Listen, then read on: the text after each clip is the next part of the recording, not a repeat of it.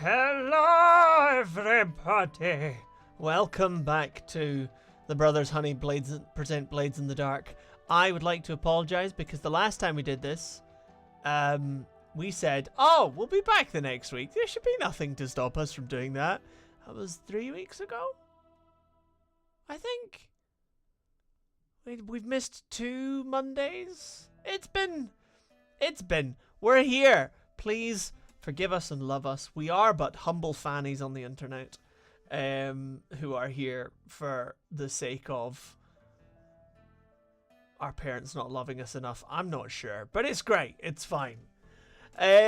Last time, since it has been some time, I will remind you all that things kicked off with sentient pathologizing masonry and moved on from there. After Montague Sharp's fateful encounter with his former emotional support brick, we moved on to the break-in and stealing from of a shipwright's office. Try saying that 3 times fast. That was tied to the mysterious and the malevolent Councillor Matthias. After having successfully scaled the walls and nearly fallen out the windows, our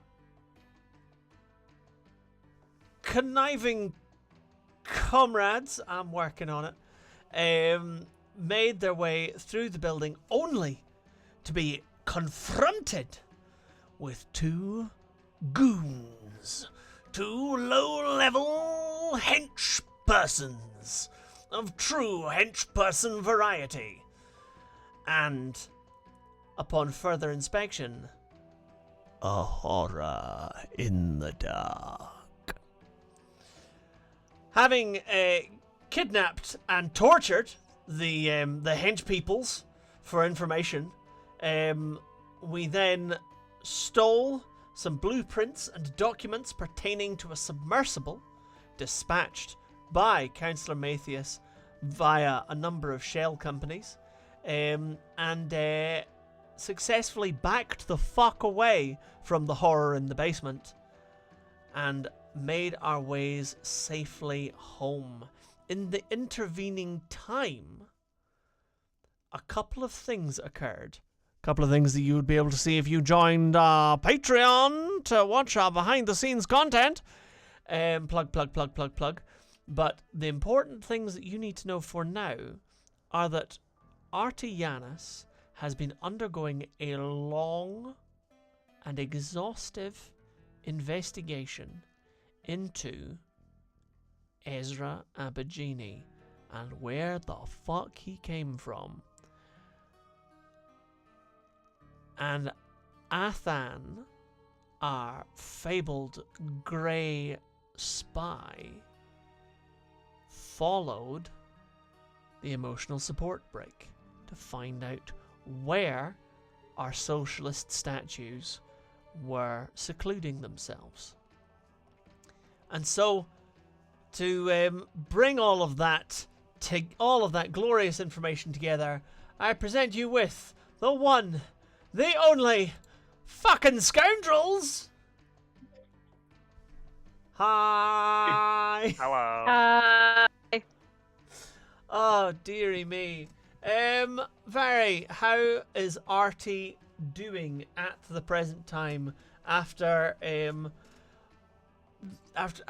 obtaining these documents, after, kind of enduring their mother, who is still, I would remind you, at home requiring semi-constant attention.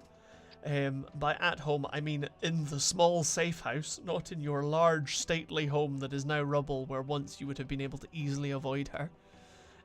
How is Artie doing? Artie's feeling a bit burnt out. They're up to their eyes in it. They're trying to coordinate repairs for the house, but they've not started that yet, just because of immediate danger that may be coming our way. They are sifting through the information that has been acquired with help with Hart, who has been helping also with Mother Dearest. Grand, grand, and lovely. That is what we like to hear. Fraser, tell me of Esra. Tell me of his magical disposition at the present moment.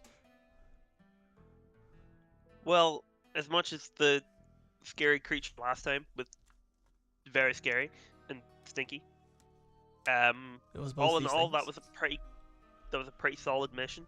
You know. Yeah. We got what we wanted. We got what we came for, and we got out.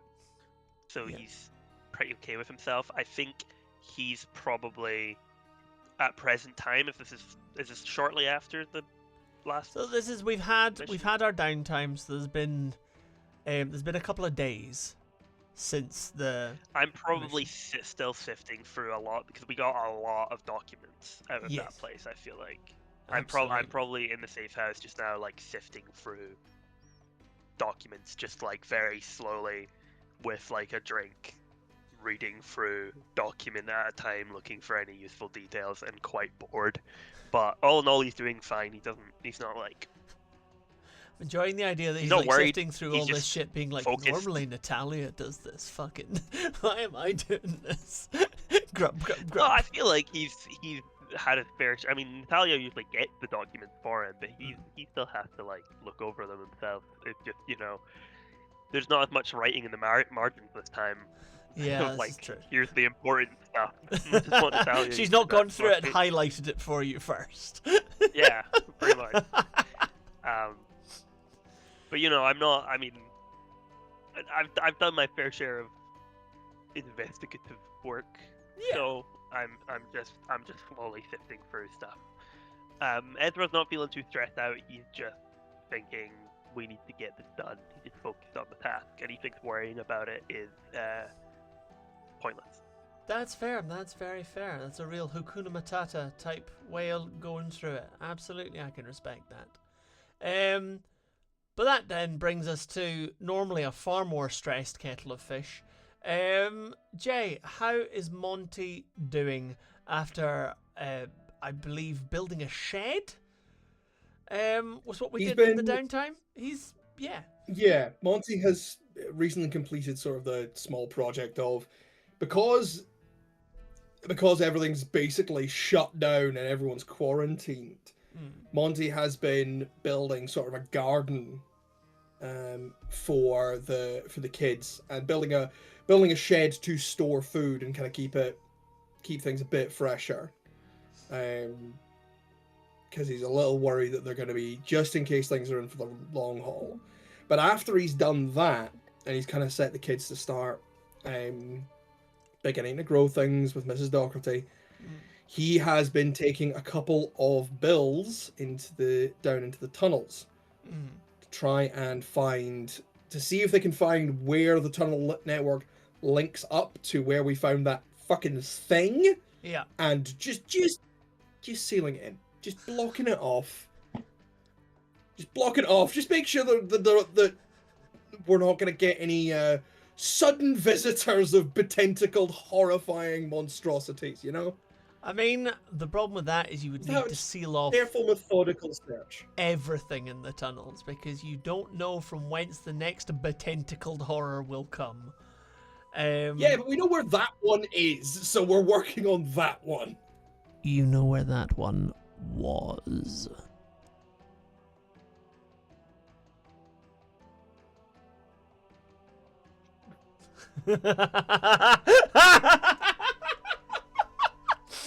Well, guys, I'm afraid that the part of Anyway. Montague Sharp will now have to be played by this sock puppet. It'll be played by this frog. That's a cute frog, to be fair. Lovely. Well, as I said, our camera pans into the city a couple of days after the heist.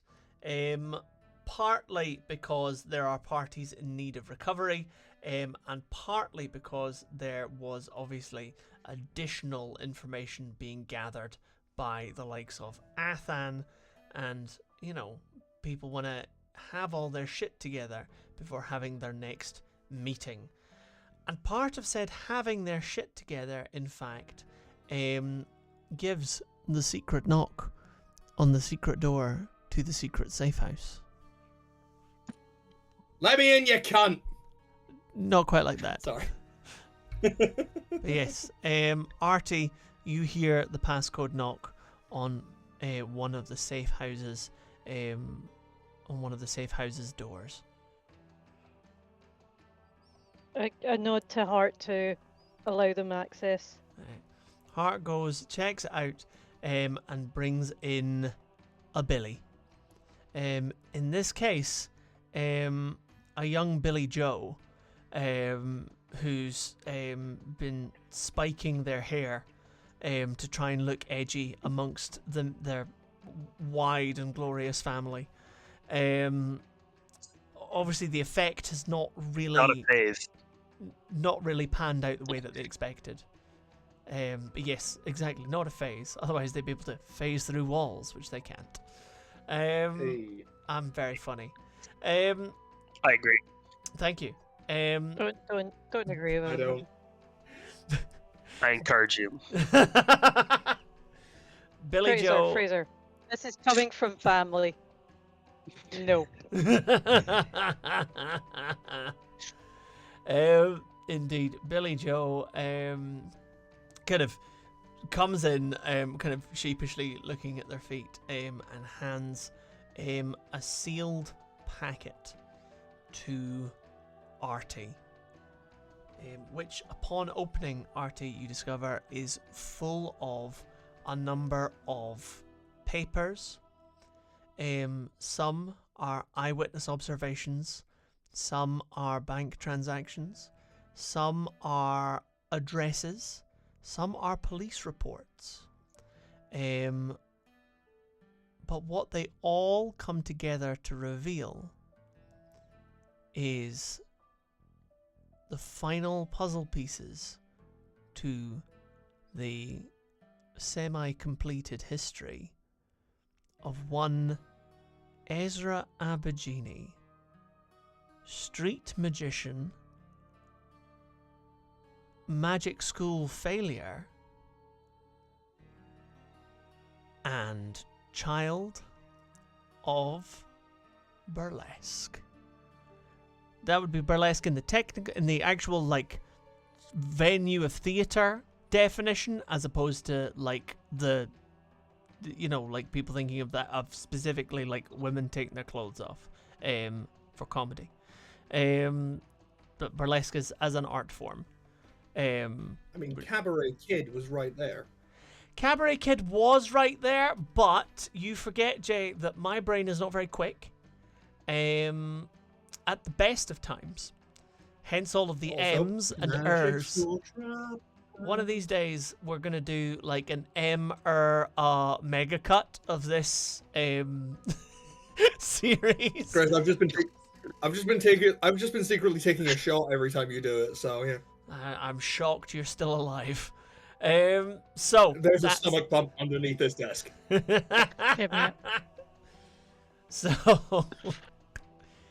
So Artie, you sit and peruse this, and it fills in the remaining puzzle pieces.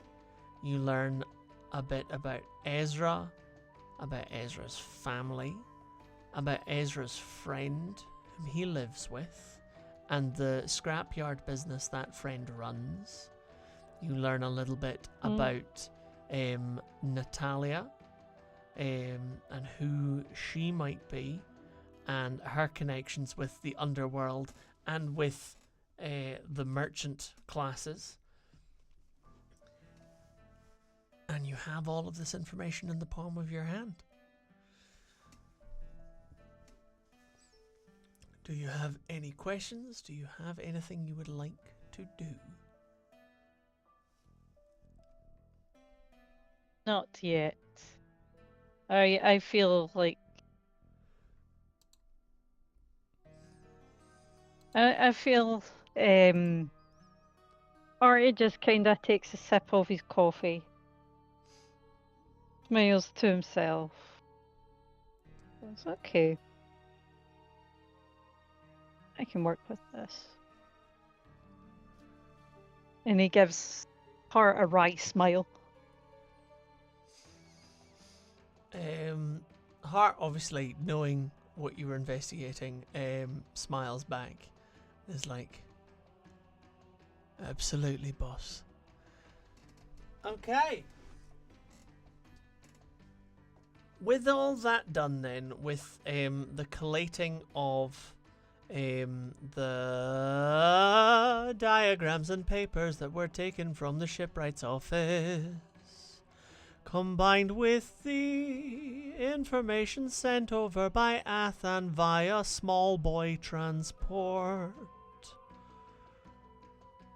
we all convene together to learn some shit. Alright, everybody, I'm presuming that we are all going to meet at the safe house that is our regular rendezvous location. There wasn't an R word for that. So here we are, arriving at... Artie's had all the whiskey.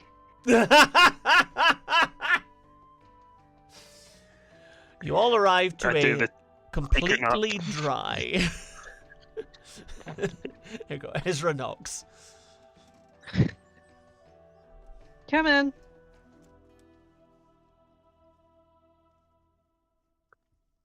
How's it going? Ezra. Did me and Monty show up at the same time, or? What? Yeah. Yeah, we're good. Learn anything new? A few things, but I've been dealing with house issues more at present. Need to try and find an electrician for certain parts of these jobs.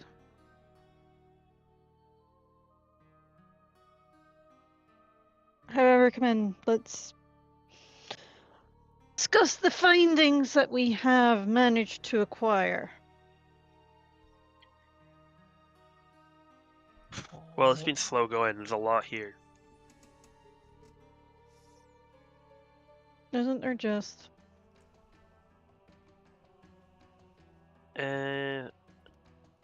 Chris, can I do like a study roll for like the past few days of like I've probably been coming around every now and again just to like help look over this stuff? Yeah, I mean, I was to see gonna... what we know at this point, or if you're just gonna tell. I was just gonna say that you've sat and you've studied. I'm, you know, I feel Awesome. like asking you to roll for it would be unfair when you've got the information there. So fair. let's talk you through what we have discovered. So, Artie, from your dissecting of the plans for the of the submersible, presumably you've also taken some of these diagrams over to Mickey to look over, just for some kind of general, you know, mechanics information on it. But essentially, what you've learned, you've learned a great deal about how submarines work for a start. The way that propulsion and power are utilized whilst underwater. What fuels they're able to use, given that you can't burn fuels underwater because it consumes all the oxygen in the vehicle. So you have to use, essentially, electroplasmic technology, i.e. stuff that combines electricity with fey magic to generate a constant loop of power. The way that operates the propulsion, how long that type of thing can be maintained using a thaumaturgic field, the types of depths that these things can go into, and very importantly, you have more information on jurisdictions, which is, if you will remember, very, very important for undersea exploration. That being that each region of the sea, and this has been central to shipping routes and commerce in this whole world, each portion is governed by a different spirit. And so each vessel is essentially tied into a contract with that being. You can't just sign a contract with Sea Spirit A and then send whatever the fuck ships in that you like. Because Sea Spirit A will not recognize those ships and may kill everybody inside. So, basically you manufacture a ship specifically for that region of the ocean, and that's it. It is tied to that route. It doesn't get to go elsewhere. It only gets to go there. And also you've discovered, of course, that being the case, you can't have one ship go to multiple routes, because when it goes to another being's region, basically that being can smell the first deal on it and goes, now you die. Now you die. Now you die. So You die now. essentially what that means is that already you knew that this amount of undersea exploration was expensive. What you now know is that it is also bespoke, meaning it is even more fucking expensive. Matthias has thrown a shit ton of money into this. Because, Making one of those things was insanely expensive on its own, Yeah. right? And but he's had to he make had a to make, like, minimum of 3 three. of them. Yeah. yeah. Question Answer. for a different character other than Monty to work out. Yes. Matthias is a counselor, right? Yes. Hmm. How publicly known are his general financial situations? Like, is he known to be incredibly wealthy? Is he known to be like from an inherited generational wealth family? Has he made a lot of money in business ventures?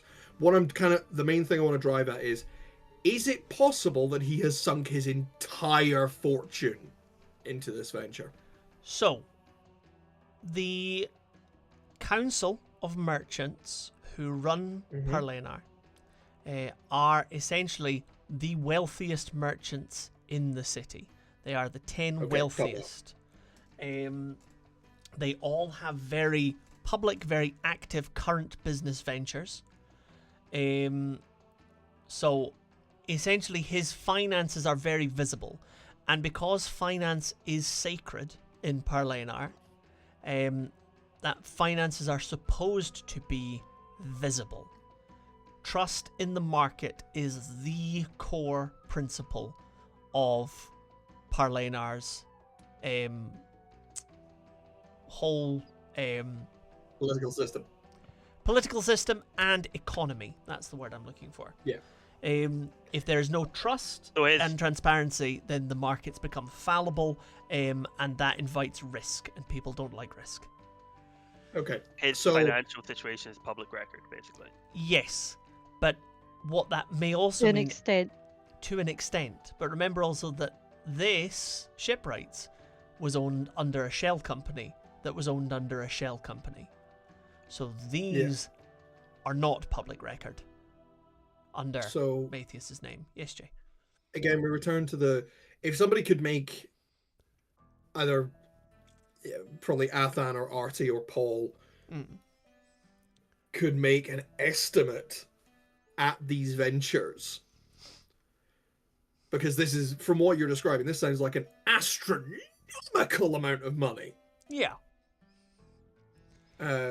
Is it possible that he has sunk all or at least most of his fortune into this venture, which means if we fuck it up, we ruin his life completely? It wouldn't ruin his life completely. What I can say Actual is, leg breaking then. yeah, what I can say is that it would have been a significant portion of his fortune, but it's all upfront cost, basically.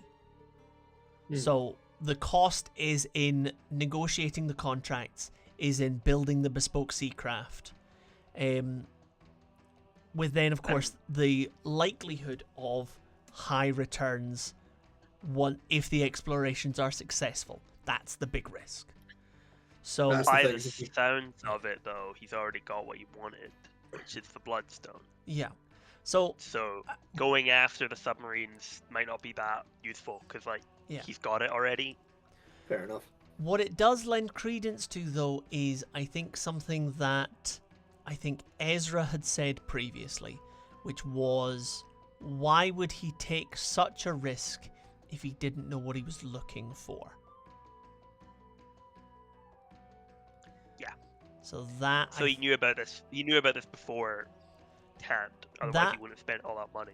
That, I would say, is... I think that could be easily inferred from this information, is that this is not only... Like, initially you thought, damn, this is a huge amount of money to sink. Now what you know, and you also know how much each submersible cost as a bespoke enterprise, and you can also see that only one was built in this shipwrights. So the other two will have been built in different shipwrights, or designed by different shipwrights, under different shell companies. So he's also spent money to hide all of this. Yeah, this is a huge amount of money that he dropped on this. The kind of money that you would not... No one who has managed to keep and maintain wealth over an enormous period of time. Because Matthias, although obviously very wealthy merchant, also some degree of generational wealth. This is a family business. These businesses and councilships tend to run in the family. It is not often that families are removed from the council due to huge financial failings or new council members are elevated up. It is a jealously guarded position. So, this is not... Although one expects entrepreneurship, one does not expect madness. And this kind of expense, all in one go, is madness. It's an insane risk. Yes. It's too much risk without a guaranteed reward. Absolutely. Remember that deep sea exploration is still very, very new. But it also goes to show just how much Matthias values what he's getting out of this. We still have a problem. Okay, this is not Monty arguing this, because this is not how Monty would think. We still have the problem of, how is he making money out of this? He has the Bloodstone, yes, and he is causing this plague, but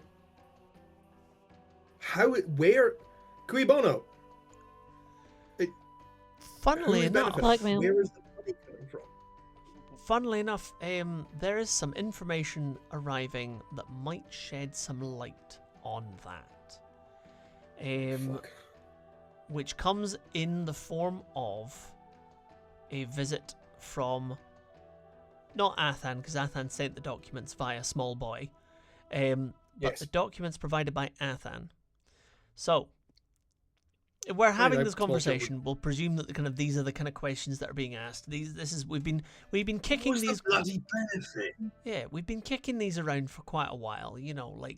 This is not a new conversation. We're just gaining more insight each time. Athan's information is a location where so Athan, if you'll remember, tracked down the fleeing emotional support brick and golems, who had been packing up stuff underneath an office building.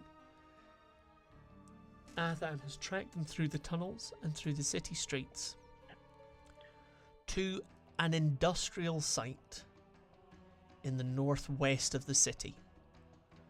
Not near the warehouse and the warehouses near the port that we essentially raided last time, but in a part of the city which generally deals with like sewage and kind of raw metal processing, like municipal and industrial facilities. Yeah, things that make a lot of stink and that people don't want to live near. Yeah, places where the air ain't so fresh. Absolutely. And Athan has followed them to a point there. and he's left some notes. So he's drawn a little map, and he has written some observations underneath of the building. His observations are that he followed them to a large, heavy brick and timber construction.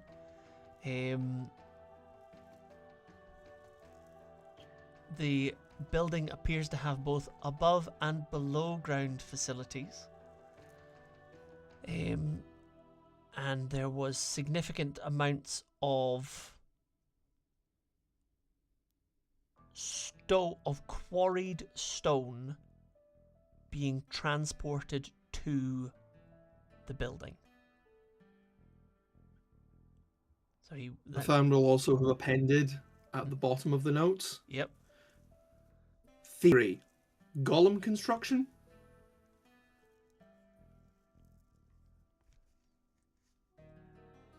So that is the information that we have. Yeah.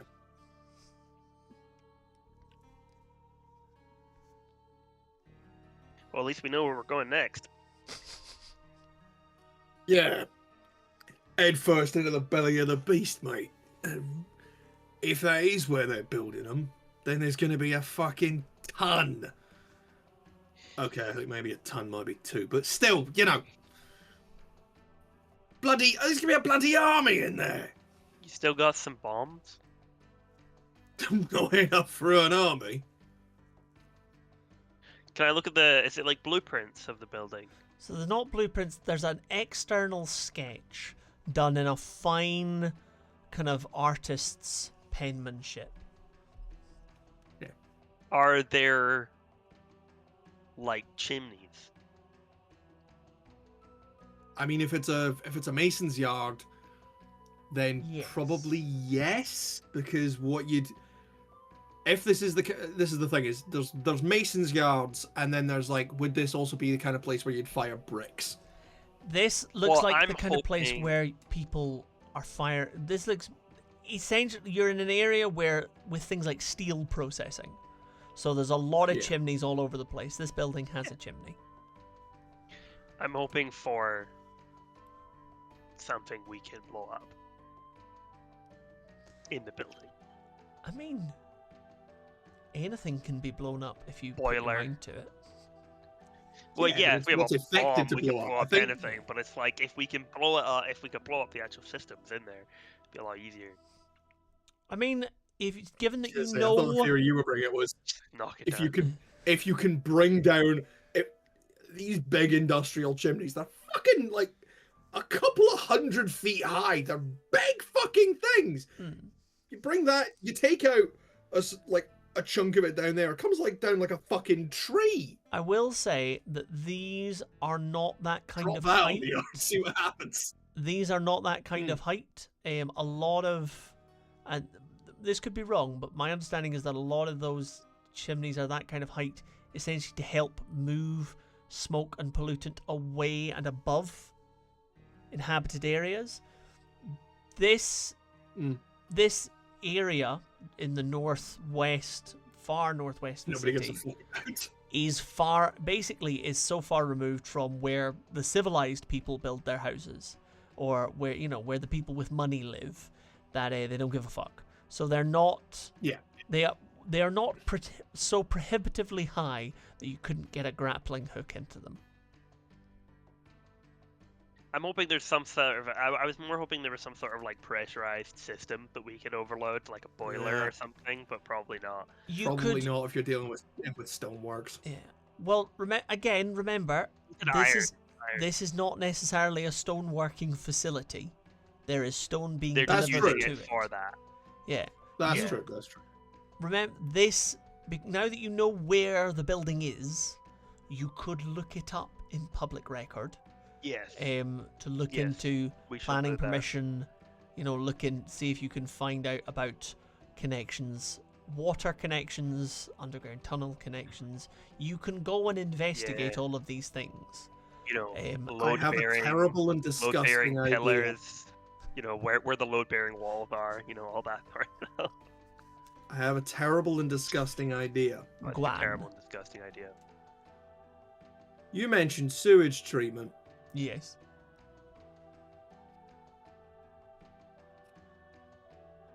So what would happen if we flooded this? No. What would happen if we flooded this? We out don't of know what fucking it's for sewage? yet. I think we should do some prep and then make a plan after that. I'm just saying if we need a big loud exit plan. Rather than speculating. Rather than speculate, we've got to get in and find it out first, rather than absolutely fucking demolish the place. Yeah. Yeah. But I If can they are imagine using it's it to hard to make run an golems. operation if you're knee deep in shit. Yeah, if they are using it to make golems, we can absolutely level the place. But that'll be like a backup plan. We're gonna see what's going on in there first. Yeah, It's really an information gathering mission, but yeah. if it's But if something they- we yeah. want to take out, you said, Monty, Yeah. you said your emotional support brick talked to you. Is that right? Yeah. And I know we've been over this. I just want to make sure again. You weren't on anything. I wasn't high, I wasn't drunk. I've been clean and sober for years, mate. Well, in that case, And none of may be you able two to be slipped me reasoned nothing, with. so there's a talking brick in there directing operations. it may be able to be reasoned with. Well, I know I Please. certainly didn't enhance your senses any. Please let somebody else argue with it. Because I already tried. And it didn't Yes, go well. it doesn't seem to like you very much, so one of us will do the talking.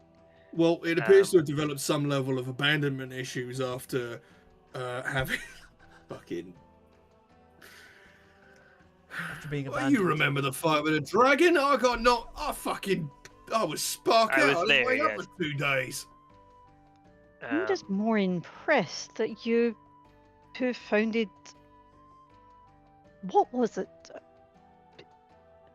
Emotional support awareness of bricks? Are you sure you two weren't on something when you came up with such a premise? Honestly, I don't- boss, I don't know. I don't know why you're lumping me in with him. I That look. absolutely is that You idea. shut it, Dragon Slayer. I was being supportive. I was in there for that fight, and I was scared for my life because there's still some people out there who very much might want me dead, and I recognised one of them. Hence why I had a bag on my head the entire time. If you don't remember, I don't judge how people regulate can their hardly emotions, forget. but I do have to say that a brick is one of the weirder ones I've seen. look, it's a nice solid basis to build things on. Okay. I mean, knowing you better now, it makes a lot of sense. have you ever Depends. met What was the someone mortar? and just been like, damn, I can really see you with an emotional support You need brick a- right now. Yeah, you need a brick, man. Some people get Look, an I was emotional bricking it in more ways than one. Well, I imagine if you used a plushie, it wouldn't be around for very long. You just pop. The children would probably have a hand in that as well. Yeah. So harder for the kids to steal your emotional support brick than if you had an emotional support stuffed llama.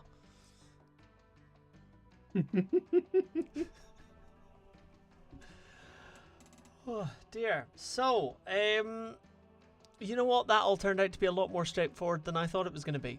So, what we have here then is we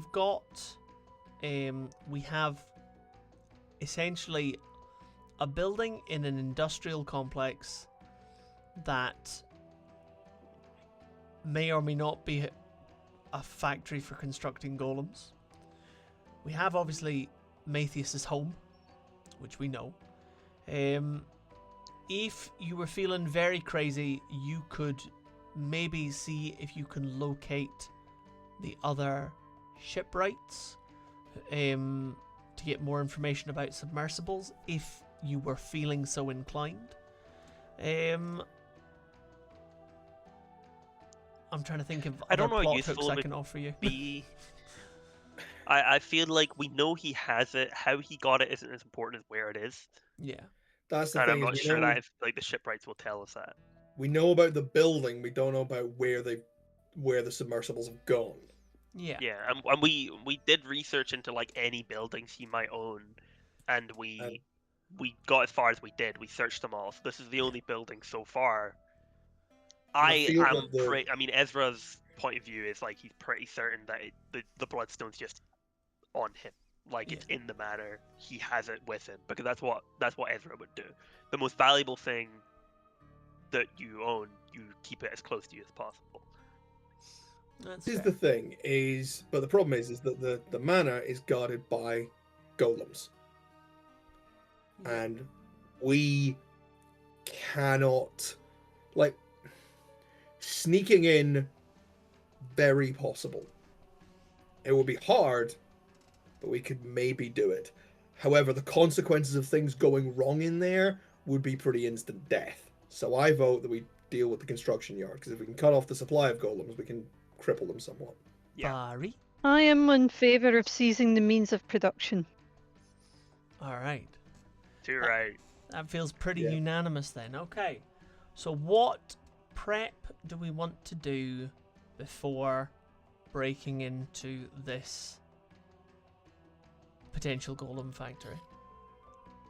Standard building research, layout of the place. I Flashback. specifically. Flashback. Oh Okay. no. Never mind.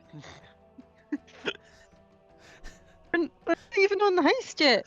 We're not even on the heist yet, but You're using a flashback of the prep. When I'm doing Monty was a flashback as boy. prep because I want to It's establish. not gonna I give want you to an extra establish that. die. Well, actually, yes, Chris. When Monty was a young boy, Okay. we're flashing a long way back. He Alright. lived in that building. He didn't live in that building, but him and Roslov, when they were kids, they were in and around that industrial area quite a lot. So Monty knows his way through it. I am certainly happy to say that as a ragamuffin youth who grew up in the slums of the city, that Yeah. you and Roslov would have been around this type of area a fair amount. Industrial It's- estate. You Yeah. You steal little things you can off of sites and out of buildings, and you sell them for like a little bit of money. That's Absolutely. It's always used to do. aye. Yeah. Essentially stealing copper from work sites. Yeah. Whatever wasn't fucking nailed down. Aye. I mean, I was going with the golf ball principle, but go off, fam. And I can't imagine that. And I can't imagine that the layout has changed much over the years. No. So Monty Obviously doesn't necessarily know the new- building, but he knows the district. Yeah. I mean, obviously, occasionally, new warehouses and so on will be built, and new factories and plants and things will be upgraded and things like that. But generally speaking, there's not a huge amount of space for things to get moved around because everything that's there takes up a lot of space. So yeah, I'm Right. happy to say I'm happy to say that you've a pretty good knowledge of the area. So if we needed to lift anything industrial, Monty would know where to find it. Yes. That's a resource for anyone else to use because I'm not sure. This is the thing Pause. is, I don't know. There's probably someone processing whale oil around there. I'm always in favor of distraction and sneak in the other end. That's so. A big bang, and you guys go and do the actually sneaky stuff. Or a series of big bangs. You just like make a big explosion and then they're standing outside the front door and you're like, emotional support rock, get out here.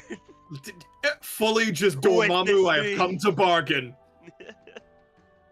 Okay, I still want to get plans for the building so we know what we're up against. That's a very good idea. Yeah. I think that's very sensible. So we want to look in public records to see if we can find any plans for the building. Fraser, earlier you Most had of these also buildings- mentioned facilities isn't the right word, but things like if there's Things that could explode. water into the building that might indicate a boiler of some kind or a furnace.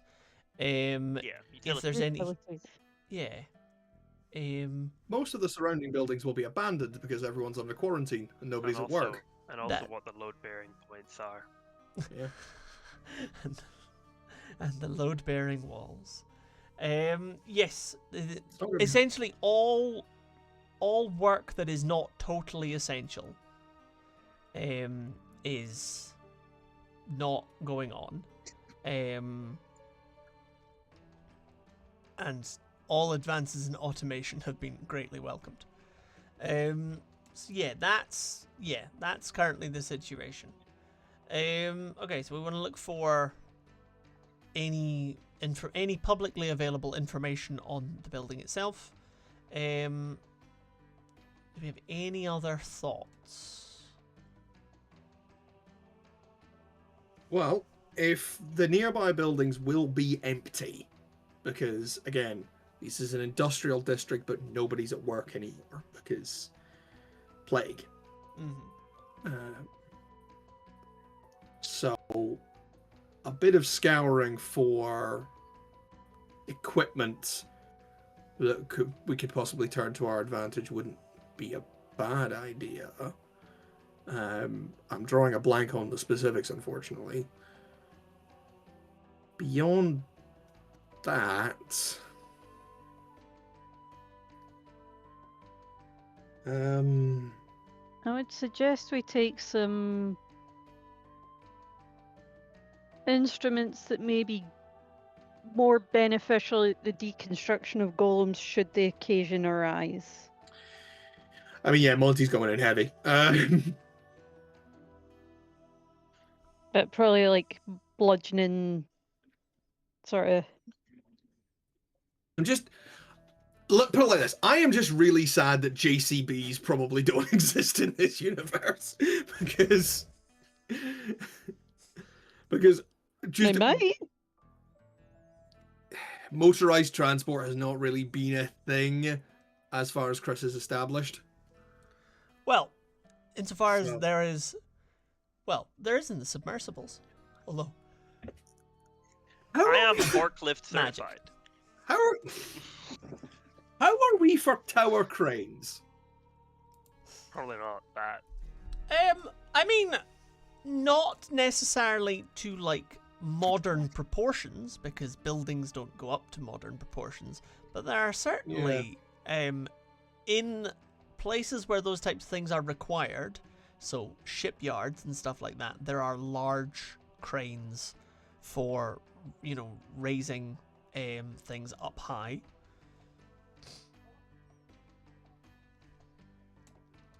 Okay. They're not hugely well. In the construction business, there would be some kind of more mobile types of things that you could, you know, set up and move around.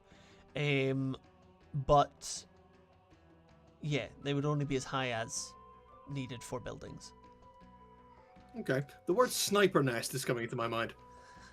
Hello, I am Sniper, yes. Yes. I think bringing a crane into an area where there are no cranes would be very Suspicious. obvious. It's suspicious. No, I'm fully thinking any of them in the nearby, like neighboring sites or factories that we could pretty easily get into and just stash Artie up there with a bit of an overlook. No, essentially. In this, Fair enough, worth a simply because things like sewage treatment areas, steelworks, heavy metal refineries, these types of things don't tend to rely on large external things that need to lift stuff up. Like, generally, it's all in the Fair building. point. You know, I'm like, if you think about, So, like... You've okay, mm, we have this yard. What are the neighboring facilities? that can be part of your engagement role. Barry, you're laughing at me because I know next to fuck all about modern steel refining. A little bit. my 'Cause my if one of point them is here a is more steel that like anything that would be done would be in like the environs of the thing, and it would all be permanent constructions. There wouldn't be like, you know, if we're What talking about like crane specifically. if we're talking about like a If you're tower gonna- crane or like a high up thing that's taller than the building, then there's Yeah, why not would it be a taller than the need for building that if they finished specifically. building it? Yeah. I think I know where the sniper point could be Oh. if we get set up right.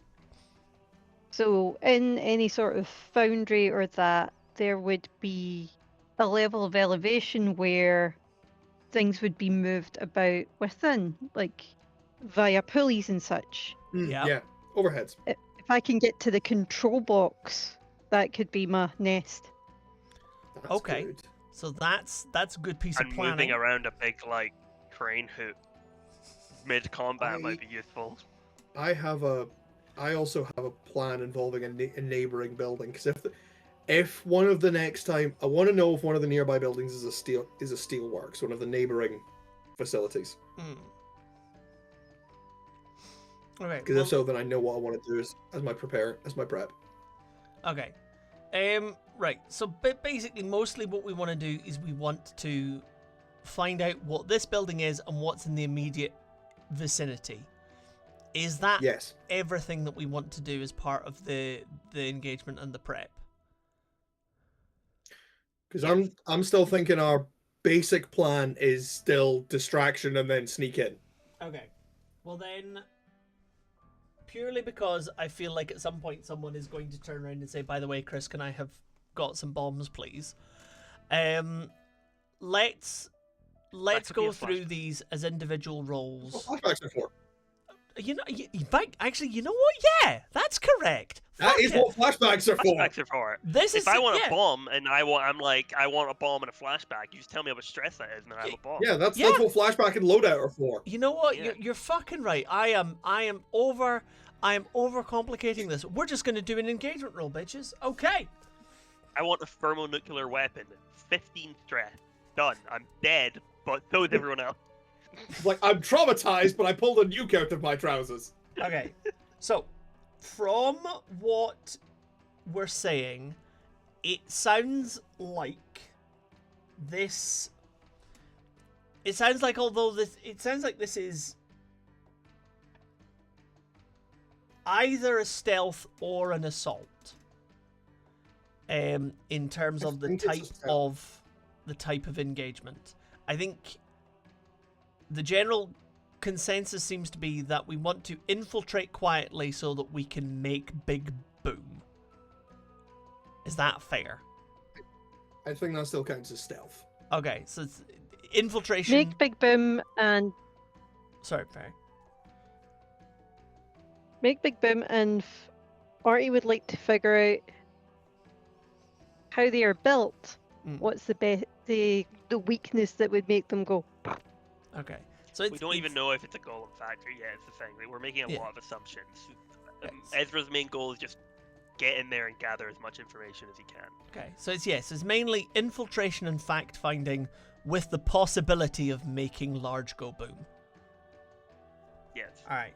And our point of infiltration here is, I suppose, we're going to find out when we have more information. But the general When we general find- gist, yeah, I'm we're- guessing, seems to be kind of go in high, get Artie into a point of elevation, possibly stash ourselves in surrounding buildings. That's the kind of general vibe. Yeah. All right, that works for me. So, loadouts, people. Heavy. That works. Ezra? Medium. Is it called medium or is it called normal? I don't remember. Medium. I call Medium. it medium. Love medium. Aye. Artie? Medium. Medium. Medium. Alrighty. Okay. Let's do our engagement roll then. So, Is this operation particularly bold or daring? I'm going to say yes. Yes. Because we are marching into the unknown. So we've got our dice for the sheer fuck of it. We'll take a dice for that. Is the operation overly complex or contingent on many factors? We don't know. Yes. I mean, yeah, there's a lot of things you don't know. On quite a few factors. Yeah. Okay, that's fair. A lot that that's fair.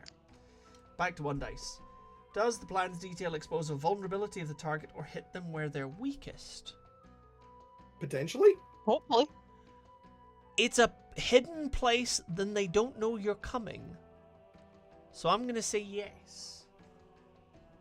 Okay.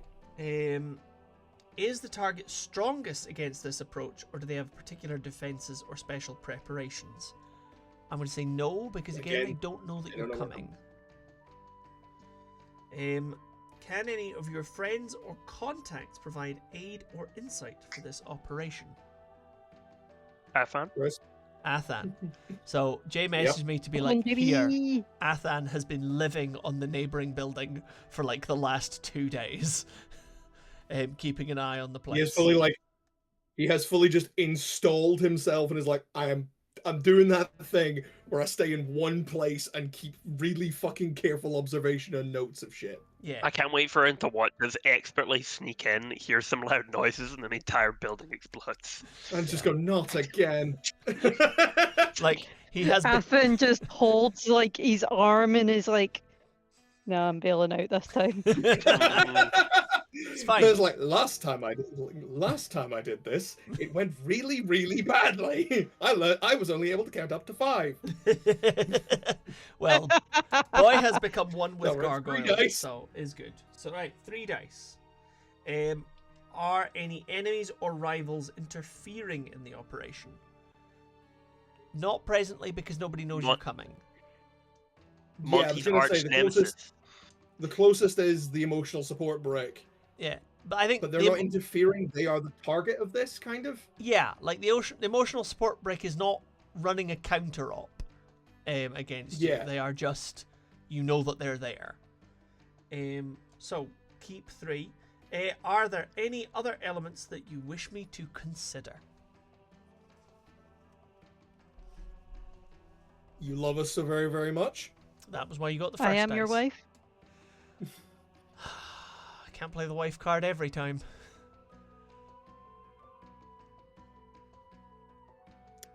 You get 3 dice. Anybody get any other ideas of what to add? Look at how pretty Fraser is. Look at that pretty face.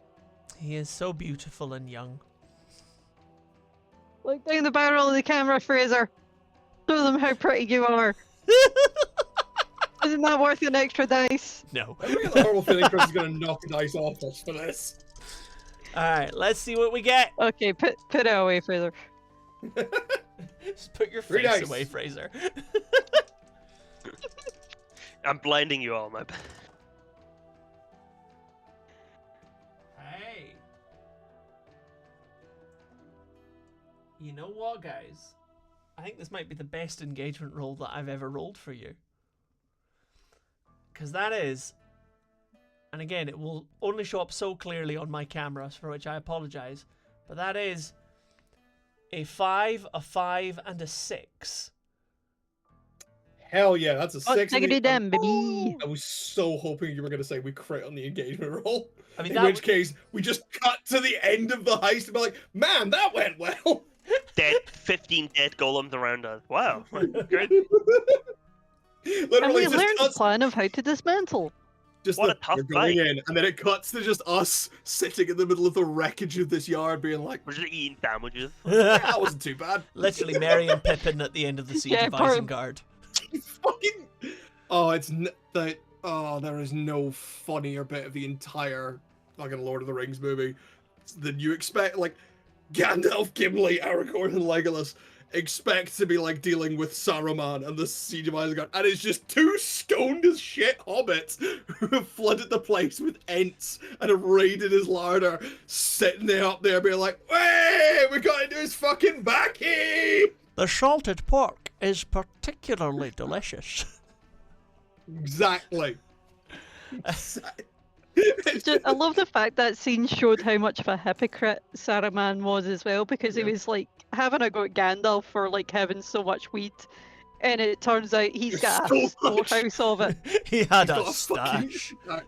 Yeah, he had a big fucking stash. It's in the extended edition. Yep, it's And the only, it's also only just way the he could look on put up with Gandalf's Mordecai. face. The look on Gandalf's face is like, the last time I saw you guys, I left you in the company of this very slow, very strong and protective tree. I thought you were going to be out of the way and fine. What do you mean you took out Saruman? What do you mean you started a war? A tree No, war! Star Wars, they fucking ended a war. Yeah. It's like, started what do and you ended. mean you brought down the strongholds of the darkness? It's a good time. It's like, what the fuck do you mean that Sauron's second top guy is now trapped on top of his tower and all of his shit is wrecked? You know what that sounds like? Skill issue. It's like, I left you alone for 5 minutes. What the fuck?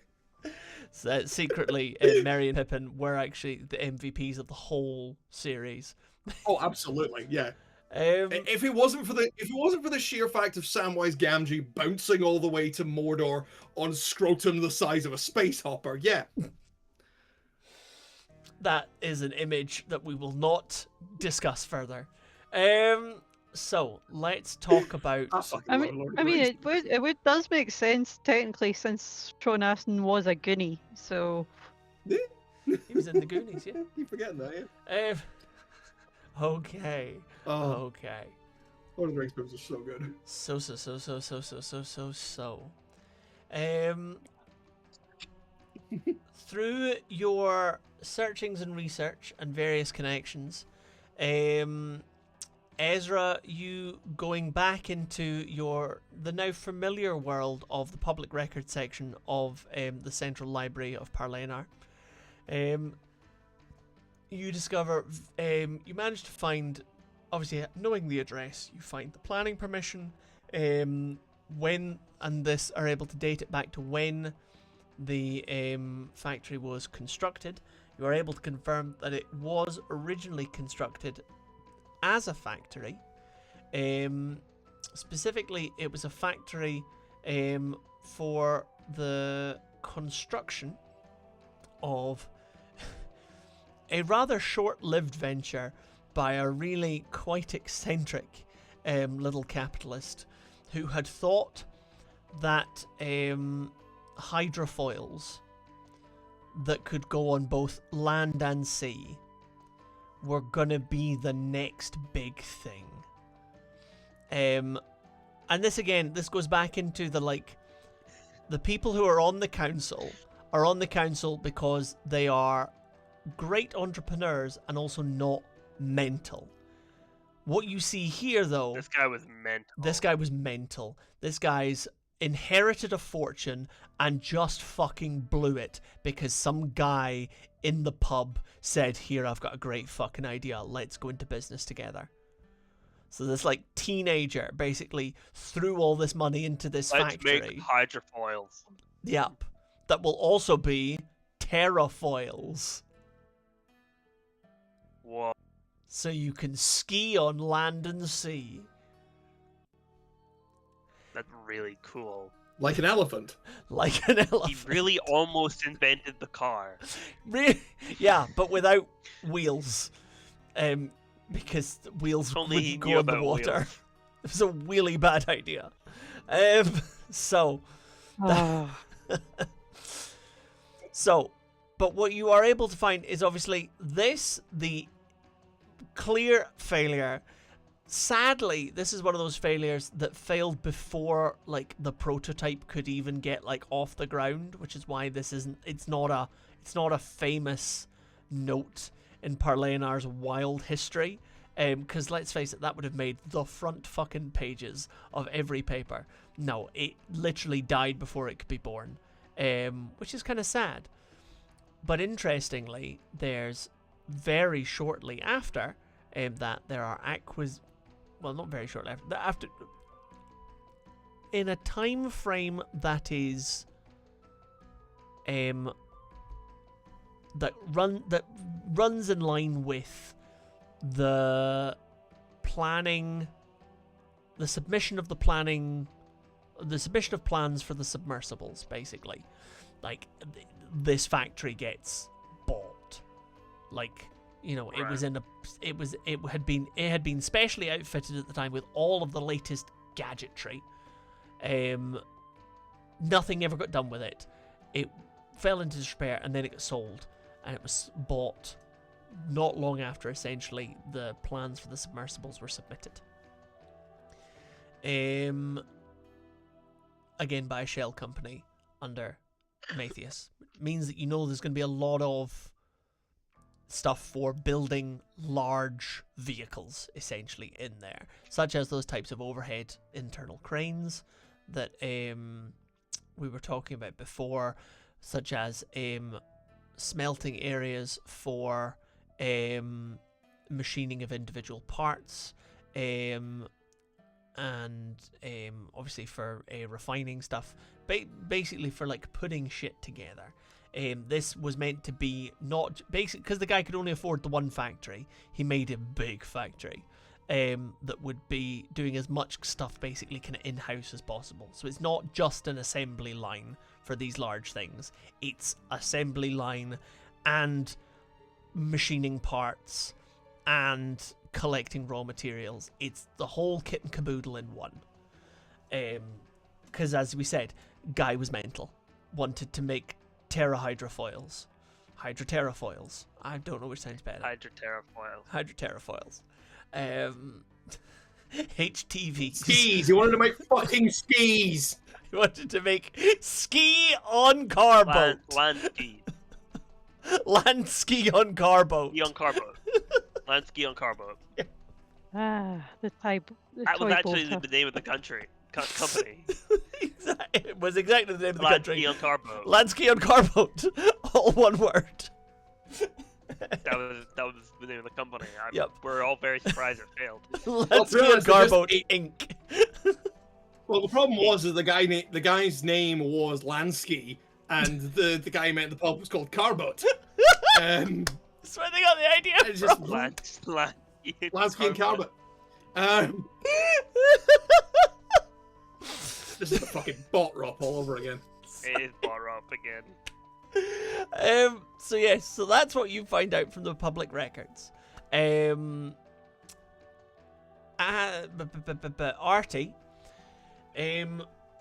from your information and investigations, one of the things that you do learn is that because Matthias is wealthy, but also the majority of Matthias's ties are to the western half of the city, and the merchanting going ons in that end, which again, the Hestines, they also operate in the western half of the city. You do learn that the types of trade, an interfamily trade that has been going on between Matthias and various families, such as your own, such as the Hestines, who obviously you guys work for, and various others. There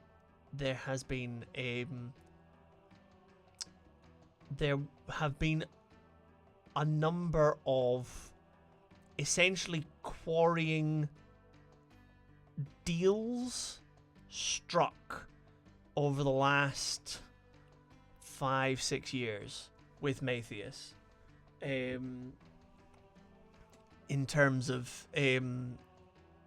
rights and access to quarrying, so licenses essentially to quarry in areas owned by various families, with deliveries and so on being taken to this end of the area. So this has been going on for quite a while. Right. Okay. Okay. And Monty, you find the building. You remember this neighborhood from your childhood. It's not one of the more used parts of the city. The warehouse in particular was only constructed after you had grown out of this area, but you remember what used to be here, which was a lot of this was essentially kind of like not overflow, but this was kind of the kind of land where shit got thrown from nearby steel and steel works, and also like the kinds of like charcoal and acid refineries It's a slag heap. used. What? Yeah, it's basically it's a slag heap. It's where where cast-offs from steel processing, charcoal, acid, the types of things used in metalwork, in electroplasmic battery creation. Like, these are the types of nearby facilities. Yeah. Okay. Okay. Battery creation, you say? Indeed.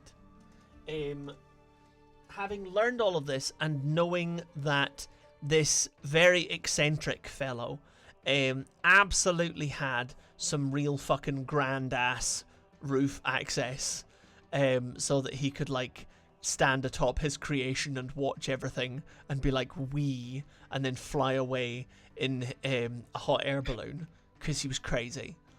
So there's a landing pad on the roof and rooftop access. Okay. That's what you get on a 6. As you Well, that gives us rooftop. Yep. Yeah. As you all arrive in the area, Athan sidles up to you in the guise of Jay. In the guise of one of his many, many other identities, which, if you give me 2 seconds to double check. Yeah, in the guise of a very plain man who Esra or Artie might recognize from some of the pawn shops around the city. It's a reputable dealer in stolen property.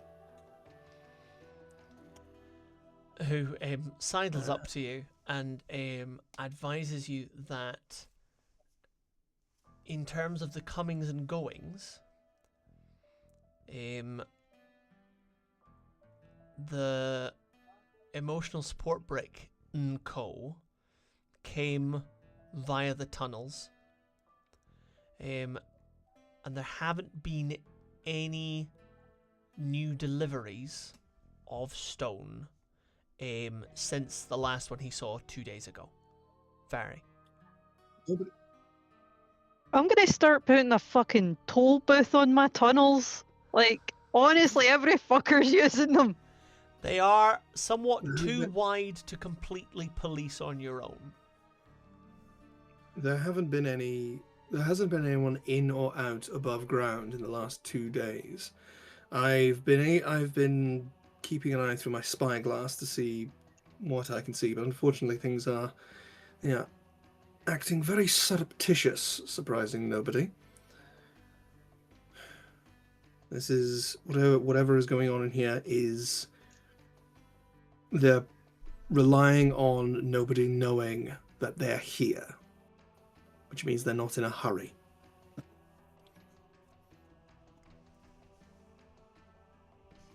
Well then. Will you be requiring my services for anything in particular? Athan, think so. darling, I'm sure at this point you are aware that you are a free agent. I am, but our goals very much align, and the more that you prosper, the further my own interests are furthered. Might be best you don't stick around. There's a chance, and I look at Monty, that this gets loud. Understood. I shall pursue other leads. Thank you very much for giving us a hand in this endeavour. Apologies. That was crass. I I am still getting rather used to it myself. If you'll excuse me. Pull a flask out of my pocket and drink a little bit. Athan, Chris, I'm going to tell you where Athan's going, and you can factor into later shit. Sure. You send me that message then. Lovely. Yeah. Alright, Kid O'Winkles. It's time to play. Game. We make our way. Time to play. Yep. Time to play game. Downtown. There's trouble at mill. Big trouble in big warehouse. I'm running Big trouble in The China natural enemy world. of the Billy, the Jimmy, who's stuck down the well. Oh no. Alright. I will go and Here's select the enemy of the Billy.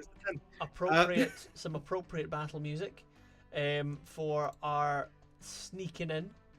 And Sneaking in. aye, some sneaking in. Sneaking in. Sneaking. So yeah, what do? Who's going? Anyone going in the top? Anyone going in the side? What do?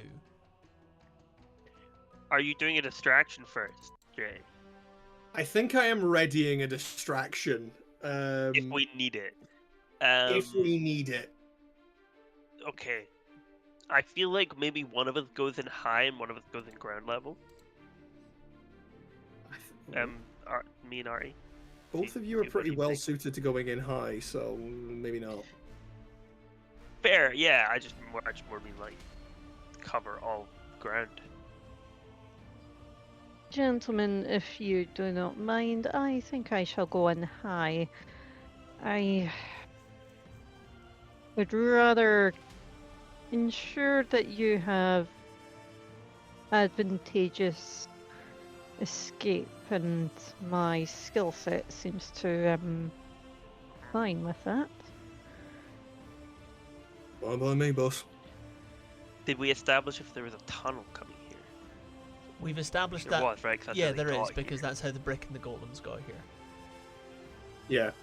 Yeah, they didn't pay the fucking toll. Brick and the Golems. My favourite country band.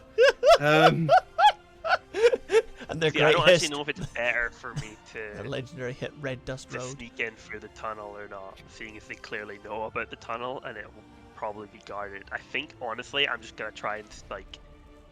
He said there's not much been coming and going. If I could sneak in through, like, if I can sneak up to the building at a blind spot where there's no windows or anything, I'm just gonna try and break in, like, a back door or a window or something. Alright, I'm good with that. And Monty, are you also breaking in? Warehouses or are you, like, don't tend to hanging have back? windows on ground level anyway. Monty is going to hang back. Right. Subterfuges, as we know, not necessarily in his toolkit. Yeah. So he is going to hang back and prepare for distraction. Alright, in which case then, Artie and Esra, if you could both please give me some rolls for breaking in to, or breaking / sneaking / entering the building. Both of you can also add an extra dice, and that is going to be the end of all of the nice things from your very good engagement roll. Because this is you doing the Prowl? stealthing entering. Alright, roll me your prowl with an extra dice. God, I don't actually have enough dice now. Well, I'm so Oh no, sorry. I can't roll all these dice! No. What a fucking tragedy, Fraser. It's all What did you roll? saying. Fraser's trying to roll prowl, but he's just not got enough And dice. I for it. need to get my 4th dice. I know. Oh my god, like first world problems. I rolled a 6. Yay! Rolled a 6. Do you also roll Yay! a 6? Fabulous. Well, I you- was bound to roll a 6. It doesn't feel as impressive at this point that I have 4 dice, to be honest. Vary, just out of curiosity, were you also rolling prowl? Yes, I was. Fabulous, right. In which case then, Artie, after having ascended to the roof and reaching the door up to the balloon pad. You find it rusted shut with from disuse, and are in fact able to easily break the lock and make your way in without causing any distraction or distress. Oh, Yep. just before that, Artie goes to Ezra and says, "Just in case, you may need this," and palms him a bobby pin and goes off. I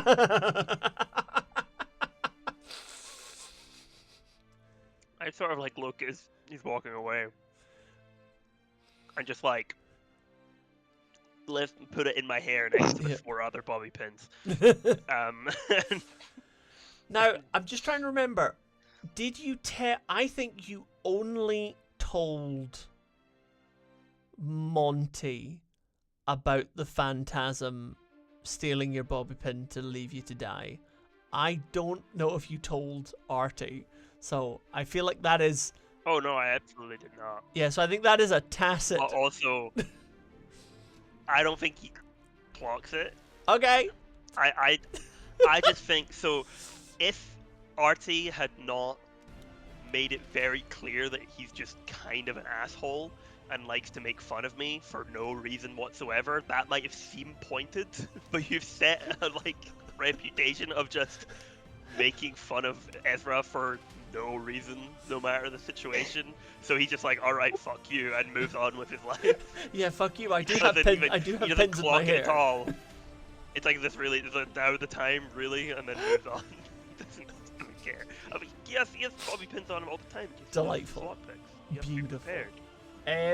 Wonderful. Well, yes, Artie makes their way down, and is able to take listening at doors as they come down. They reach the first one at the kind of highest point inside the building, and they find themselves in an upper gantry, with nobody else up there, with a full view over the floor. Ezra, you, after circling around main doors and so on, you find a side door that again is closed, and when you try the lock, you find it is creaky from disuse. This door has not been used in a long time. Thankfully, of course, your incredibly beautiful picks are made of very, very finely strong stuff. And so you are able to finesse and a little bit brute force the lock into the position you want it. Casually open the door, and you find yourself in a small and kind of dusty, kind of almost like foreman's office, with windows out into the wider factory. What you both see is that you were right. This is 100% where the golems are being made. There is a large, well, not so large anymore. There's a collection of stone and debris at one, in kind of, a repository kind of area, with various golems lifting and moving these across a kind of conveyor line. The stones seem to be being attached with a kind of sticky tar-like substance into various shapes, not all of them into the humanoid shapes that you know. With at the end of the construction line, Ezra, you won't recognize these because only Monty saw them, but essentially the boxes of stuff. In fact, actually, you might...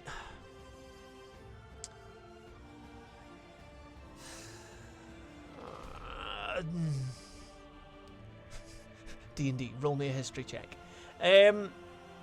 How good a look do you think you got with your night vision goggles at the hairy beast in the shipwright's basement? I mean, Phrasing. it says you can see in pitch darkness as if it were well lit with the dark side goggles. So it's like as if the room was like completely lit up. So I think I would have gotten a pretty good look. Then the completing piece, the final piece for each golem, is a kind of red, glimmering stone, fixed in a kind of metalwork frame that is attached to each golem, and seems to do the bringing to life bit. It is not that dissimilar from the control collar in terms of construction, hue, and the stone on it that you saw on the hairy beast. So this one for each of them? Yes. And it's like, where is it in particular usually on the body? Is it hidden? They're generally enforced into the kind of central body mass. Right. They've not been particularly hidden, but they also so obviously the previous golems that you've seen didn't have this big obvious glowing weakness, because that'd be a bit of a dead giveaway. But these kind of newer ones, in fact, I'll give you this, they look a little bit more rushed. Right, okay. So they're all not of the fully encased, maybe. yeah, all of the golems working the production line, you can't see this kind of redstone metalwork thing. You can see some bands of metal through the stone if you look very, very closely, but you can't see the glowy, shiny stone. On these ones coming off the line, I can notice it now that I can. know that that's a thing. Yeah, you can kind of Yeah. see like little details in them. So in others, it's I clearly can been like tell that all the other ones had it, but they were more yeah, they've been like encased and hidden. But these yeah. ones are like a rush job almost. so yeah, these are a rush job. Okay. And the kind of finished models are essentially collecting in almost like kind of trucks at the end of the construction line. It's not like a rapid process. It's Right. not like, the kind of like old films of like Henry Ford's automated production line. It's a lot slower than that, but that's the kind of stages that it's going through. What's the technology going on here? Is there like conveyor belts? So yes, there is. Yes, so there's a kind of a motorized kind of. Well, I say motorized. There's a conveyor belt being cranked, Okay. essentially. I By was hoping that is there like any electro batteries? Somebody Like just- electro... There's just somebody cranking their conveyor belt in public. yeah, it's a golem to be fair. They don't have shame. Fair enough. That happens. The only electricity in the building that you can see is the lighting. However, and again, this goes towards the ones doing the conveying look finished, and the ones currently being pumped out do not. You can see off to one side a cold furnace. Not a cold furnace as in it does cold, but a furnace that is cold from disuse. Not like dusty from disuse, but like it was part of the processing line and now it is not. They're doing something else with the furnace that they don't need to do anymore. Yes, for sake of expediency. Almost like they were like melting the rock and then putting it in and then letting it set again, or something. to Could make have it been better. something along those lines. Could have been something like that, but now they're just shoving it in there. Well, at the very least, we know where their going weak point is. Absolutely. Artie, you obviously see all of this There's as no- well. That's why I waited till you Yeah. both got in. So you both see all of this. Yep. There's nothing that's like. It looks like I could blow it up pretty easily. No, there's nothing that there's nothing immediately explosive around aside from a lot of dust. Dust. There's a lot of dust Dust? in the air. Brick dust, stone dust. Hmm. Okay. I'm gonna say Artie. You J-Love, see... yeah, you had the same thought. Yeah, he did. Artie, I'm gonna say you see this, but Esra does not. Below you, but still pretty high up, there is an observation platform. Say where the old kind of crane machinery would previously have been operated from. That crane machinery is all still about, but it's not currently being used. Because it's all just being basically done by golems. But there is an observation room, which is above where Esra can currently see. And in it is the emotional support brick. Really wish I could see that. What you see essentially is I wouldn't know what the emotional support brick would look like. I just no. You just see don't think that there's a kind of control-y booth place with a brick next to the window.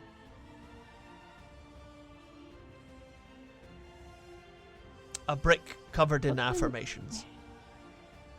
Do I see the control room as well? No, But so not it's it. above your eye line. So basically, like, Right. because you're looking out through like a window, and it's got like obviously there's a ceiling, there's like on top of the window, so you can't see the control booth. It's above where you can see. But I'm trying not to metagame, but like before you said that, I was thinking if I can get to a control room, I might be able to shut all this down. Yeah, well, I think you absolutely would know that there is a control room, but you can't see it, Yeah. and you can't see the brick by the window. No, of course not. Yeah. You just see the golem's construction line, basically. Yeah. Okay. so. Chris, can I ask what the lighting is like in here? Oh, what timing! What timing? I was going to say literally as I turned my light on. So, weirdly, because obviously rocks don't need to see, it is brightly lit. So all of the strip lighting along the ceiling is all on and working. Okay. Artie can see Esra from his position as well. You can't see him, but you can see the little kind of foreman's cabin essentially down in the corner that you are pretty sure he's broken into. Where Okay. is the power for the lighting being supplied from? Roll me tell to that. find out. Before I tell you that the answer is outside. No, I wouldn't do that. But like, yeah, where if there's a generator or something visible within the factory. Can I roll my tinker because I'm good at machines? You're not fiddling with anything, so That's really fair. I'll roll study. you should fiddle more, Fraser. Five. I have a 5? 5. All right, on a 5, bad. on a 5, I'm gonna say, right. This is what I'm gonna, because obviously there's a minor complication. So let's do it this way. Because I think we'll need to start this at some point anyway. So, what we're gonna do is we're gonna start a clock. We're not gonna tick anything off it just now, but we are gonna start it because I think that's important. Called Discovery, for being discovered. That's the consequence. That's the minor consequence, is that this is being put in place. You Is squint. it nighttime, by the way? I assumed we came in at nighttime. Nobody Is it said. nighttime? But I'm happy for it to be. Can we all consensus say that it would have been nighttime that we did this? I mean, it would make the most sense for us to do it at night. Yeah, we always do these things at night, so I just wanted to have that stated. Yep, that's fine. I am very happy to say that it's nighttime. That's absolutely fine. You look around and you are able to see kind of some of the obviously cabling from the lights up at the top runs down the wall to what appears to be there's a box essentially at the opposite side of the factory from you, fitted against the wall that has cables running into it. So that is most likely where the generator is. Wait, so the golems don't see though? They don't like have eyes? How do they know? I don't know how I know about golem. Like, how do they know where we are? Because didn't we sneak past some earlier? You snuck past some sleeping ones. Several sessions ago. Yeah, in an underground temple. You snuck past some sleeping ones. YouTube, The Brothers Honey, if you want to go check that out. Aye. But no, I don't know if turning the lights off will actually be advantageous to us at all. That was kind of where I was going with that. But like, what I was going to do was pull out my hip flask from my loadout because it is very reflective. And I was going to use like a signal to Esra, like once I spotted him, and direct it up to where the observation booth is, drawing his eye line up.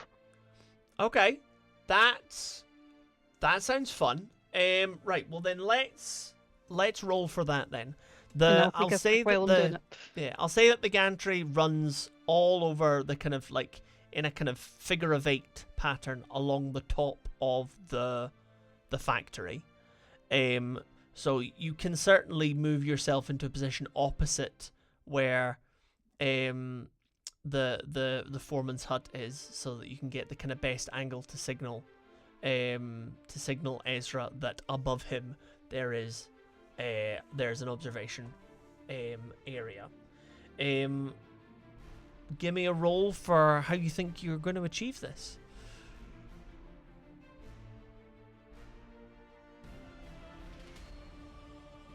Well, technically it would be a survey, wouldn't it? Survey would be you looking around the area, but essentially this is for you signaling without getting spotted.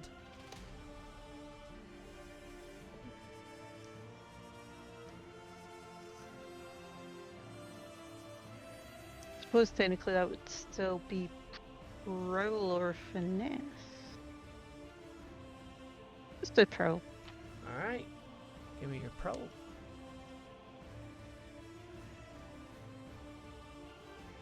My prowl is a 4. Okay, that is a mixed success. Alrighty.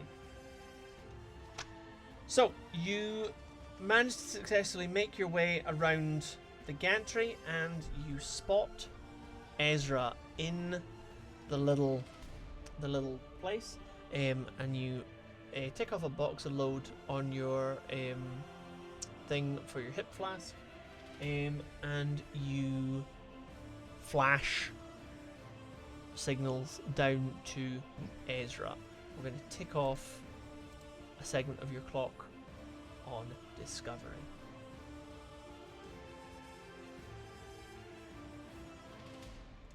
Alright. Esra, you see the flash, you see the reflected light from up and away from you, and you see that it's Artie. I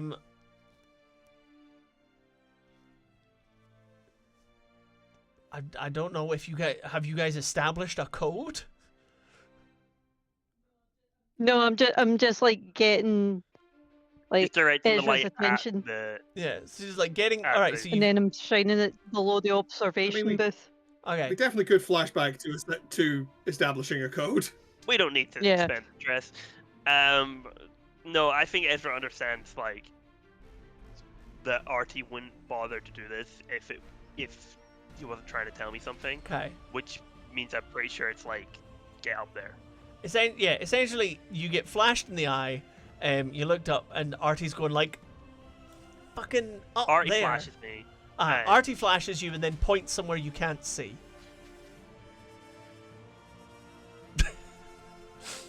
Great. Then you will know if Artie Yeah, is there boy like or a stairs? girl. Sorry, Fraser? Stairs? Sure, but not in the foreman's hut that you're currently inside of. No, I mean if I can see it. Again, do golems need to be? This is very important for me to know. Are they looking at things as they're doing it, or are they just sort of like? Roll me something to try and figure that out, because this is not information any of you currently possess. No. Does he have a face? Does he have a face? that's an in I don't joke. even know why I would roll. So it's I mean, there's a bunch of Long golems in story. front of you doing Okay. stuff, and you asked me if they're doing something.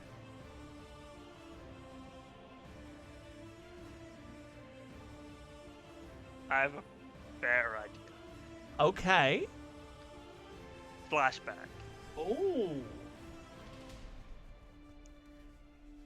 I am in a nice suit, Okay. and Athan is with me. Okay.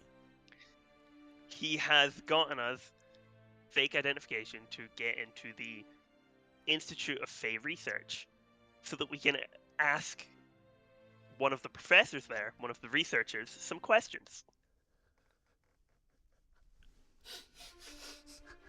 We are budding students looking to make a thesis paper, and we wanted to directly question an expert. Do you know what the funny thing is? The funniest part of this is What? Yeah, Athan has a pre-established identity that would work perfectly for this. Stunning. he's that. That's what he's doing. Lord Of course he Action. does. Lord Lord Esra. Action, reclusive scholar. Reclusive scholar and patron of the I university. am your protege, Yes. and we are This is- looking to write a thesis specifically on artificial constructs. This young gentleman came to me asking about the nature of artificial life. He is pursuing a thesis on the subject. It's rather outside my area of expertise, but I figured someone like you would have a bit more knowledge. Small owlish man who looks up at you goes, "Artificial life? Artificial life? Is the stuff of fairy stories and children's parables. It is not something worthy of true scholarship." It currently exists, yes, it currently exists only as a theory as far as I'm aware, but I understand there are some who study such a theory. Yes, alchemists of the philosopher's stones and all sorts of madness. You can go over there, and he points to one of the smaller university buildings. There they mess with all sorts of inanimate mumbo jumbo for their pish posh and tallywhack. Thank you. Thank you very much. As we exit We the share a building, look. I'm like, what the fuck was up? we exit the building. Athan's just gonna lean over and be like, "If there are alchemists in there, for the love of God, cover your mouth and nose and do not breathe too deeply." I can hold my breath for an extended period. Not if you have to ask questions. You don't. Fair enough. Trust Hey. me. Just trust me. You don't want to inhale too deeply around alchemists. In fact, as you knock on the door and it swings open, a rush of Vari, what's your favorite color? Lilac. No, the one that's not a color, that is lots of colors. Iridescent. Iridescent. Iridescent smoke comes flying out of the room past your face with some degree of velocity. I really love. What's your favorite color? Lilac. No. God damn it, woman! Do you not know? We just go. Do not. Spot, damn it. After you. We see a sign scribbled on the door that says "Golem Studies, Professor Balboa." Professor Balboa! This is Project Hail Mary all over again. Fuck's sake. Oh dear. Right. What you do actually... It's like clearly taped over an official sign, like they've been written up on it. There's just the day since last accident, and it's somehow in the negatives. We're planning on having an accident tomorrow. It's like, there's gonna be a catastrophe. There's gonna be one tomorrow. We walk in, what do we see? What you actually see is it's kind of more like think of like every arts college that you ever saw in like a 90s film. No. Like an 80s or 90s film of like wankers in silly clothes covered in paint stains, with trying to grow mustaches. There's just three guys on desks in one corner being like, three guys on desks in the corner going, "Oh, Captain, my Captain," while someone's going, "Fucking duck!" It's like half the room is with Nail and I, and the other half is like, pretentious French jazz cafe. And all of it's covered in paint. And at the back of the room, there is a chalkboard with the names of every person there and like tally marks under each name, which is explained when you see somebody scream, "Duck and cover!" as something explodes in the corner of the room. Everybody, once they get up and dust themselves off, one of the younger people gets a ladder, goes up to someone's name and adds a tally mark in their column. Oh, fucking course it does. Yep. Excuse me. The nearest person turns to look at you and goes, "Yes?" We're looking for someone who can talk to us about artificial constructs. Yeah. Living constructs, to be precise. Yeah. The potential process of imbuing animation into stone or clay. The golem principle. No, I think you want George. George! One of the other fellows turns around and goes, Just fucking George. "Yes? George, Oh god. this gentleman wants rocks. I like rocks." George totters over. "Well, George the Rock for. I like rocks. And What can I do for you?" you sound like that last guy. What? It's the The fumes. It does things to their voices. It does Like, things to yeah. one's vocal cords. That's why I said you don't breathe too deeply. I mean, yeah. Well, we're hoping you can tell us something about golems. I can tell you how to spell them. No, sorry. Are you any fucking use or not? Betting a threat on this. Texas Golem. This is where the stress is coming from. This is where the stress is coming from. This is where the stress of this flashback is Getting coming it from. straight out. I want you all to know that because, you know, I am always happy to be egged on in the terrible things I do. I want you to know that the chat loves rocks too. No. Yes. The chat are here to love The on the one rocks. time I don't have Damn it, chat Nix! up. We all love rock. So, It's Nix. Damn it, Nix! Next. To save on time, because we are actually coming up on time, so we're going to need to do the rest of the heist in the next session. I think we can end on this flashback. What happens is George takes you over to his kind of cleared off workspace, and he essentially shows you a number of models of constructs. Like, well, the theory is very simple.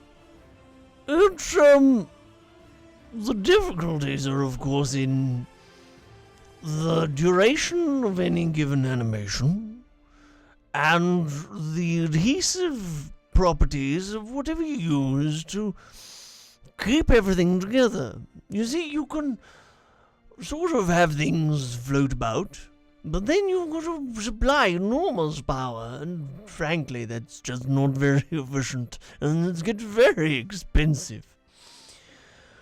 But if you want to stick everything together, you need to stick it with something that is both adhesive and also non-adhesive, where it needs to stick and also move. It's all very difficult and complicated. You see, I managed to make this little fellow. And he holds up what is essentially a bundle of 3 rocks. And he can wobble! Watch this! And he can wobble, apparently. Wow. He takes a flask of a kind of distilled electroplasm, uncorks it with his teeth, and dumps it on the rocks. And the rocks... just a bit in the back of Athan's head going, he definitely shouldn't be doing that. Yeah. And then he kind of just like shudders and starts to wiggle and vibrate. Like a kind of like a, you know, like the kind of like the little bobble heads that you get in like cars. It just kind of wobbles around like that, but his whole body. And it does that for like a solid 3 minutes and then stops. Isn't it wonderful? I call it... How would you animate... How Jeremiah. I'm sorry, did you call it Jeremiah? I've never mind. Yes. How much power would it take to animate something, say,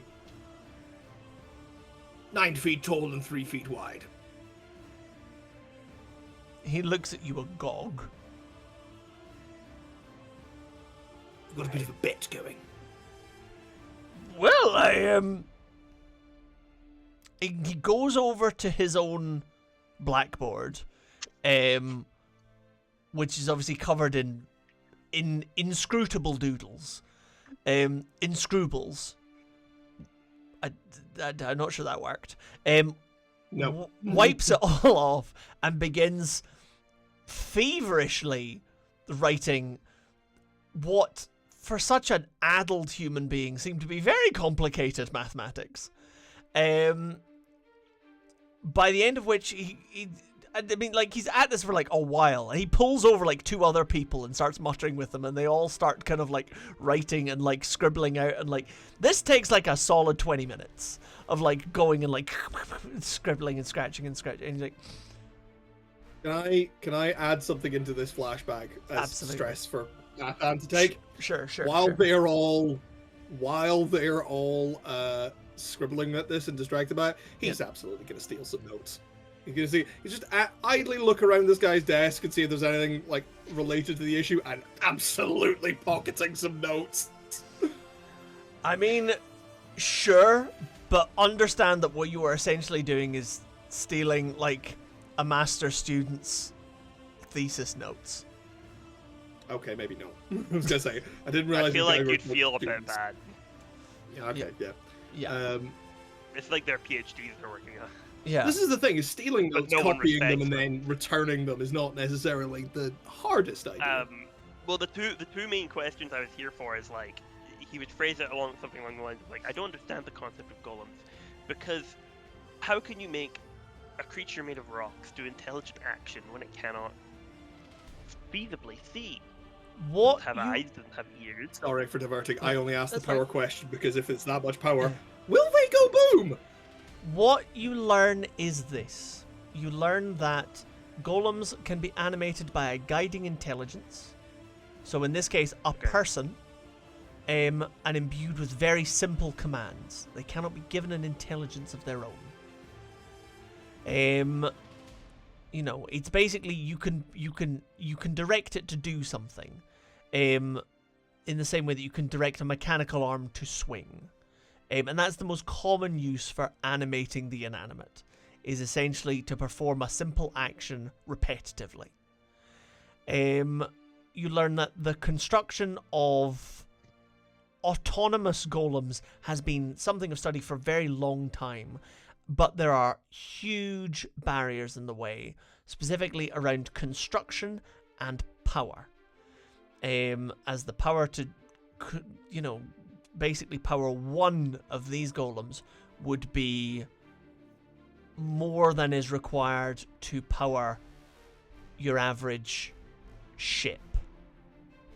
So like, Fucking hell. yeah, so like the proportionality of it really doesn't work on a kind of economic scale.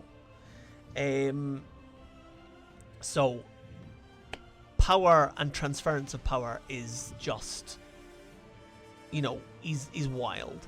It is far easier to imbue something to do a repetitive action that can be done at the point where power is instigated. So you can basically give it like a zap and it'll go bing, rather than a continuous feed of power to something that is able to engage in multiple complex motions. And again, in terms of construction, the actual way that everything is bonded together needs to be done very carefully, because otherwise, essentially, you get golems that would stick to themselves. So those are the something to kind of investigate in the actual factory, the adhesive that they're using. But one last question. Yep. Because it takes like a lot of power, I imagine that power needs to be very carefully like distributed to the golem. Mm-hmm. Does that mean if you overloaded that with too much power, it might go wrong very quickly? Provided you could find I the think I know power what the source, power source is. sure. I think I know what the power source is. Bloodstone. Bloodstone, which Yeah. means it's in the factory. Maybe not. The golems that we saw getting made weren't moving, I don't think. Fair. So these ones might have been. Bastards. That's several. Well, I'm tons of thinking stone. if they're doing automatic repetitive actions, they're not going to notice if I walk by. That's fair. Okay. They don't Whoa. see. To They answer don't your see. earlier question, they don't. They see. don't They see. don't have senses. They Yes, don't be have controlled instructions. by a person. Fight that guy. If there's no one else here, no one to control them. The real question is, where did the brick get its intelligence? You, your love, the power of love, or George. Or George. Power of love is a curious thing. I think Make a one brick George. weep. Make another one sing. I think George got a Maybe gallon Georgina. barrel. I think George got a gallon barrel of electroplasma and put it on a rock, and then he looked at it for a while and nothing happened, so he threw it out, and Monty went, "Oh," and picked it up, and it bonded with his soul. Stop giving Chris ideas. I That's my just, theory. I would My like running to theory. add something into your discussions as information that you would all three of you know, which is that when the three of you fought the two golems in the underground temple, there was no one there guiding them. Yeah, so your intelligence doesn't need to be on site. You can just Yeah, kind of you can wind them say, up like, and go. Attack anything nearby. It's probably like something you can do. Yeah. So that's the But we things don't- that you we know still are don't know that. how they would detect anyone. Yeah. Just kind of what I was looking for. Okay. Oh, we're gonna have a fight on our hands. We are indeed.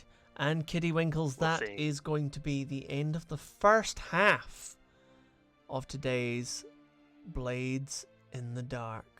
We will be retreating over to Patreon for the after show to discuss things a little bit further.